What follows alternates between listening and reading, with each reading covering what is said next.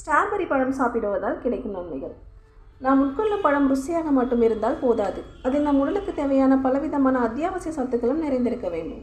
Strawberry பழம் தோலின் வறட்சியை போக்கவும், இழந்த நீர்ச்சத்தை ஈடு செய்யவும், செல் அழிவை தடுக்கவும், மலச்சிக்கல் ஏற்படாமல் காக்கவும் ஏராளமான நார்ச்சத்துக்கள் நிறைந்துள்ள பழமே ஸ்ட்ராபெர்ரி. ஸ்ட்ராபெர்ரி பழத்தில் செல் அழிவை தடுக்கும் ஆன்டி ஆக்சிடென்ட் பொருட்கள் ஏராளமாக நிறைந்துள்ளன.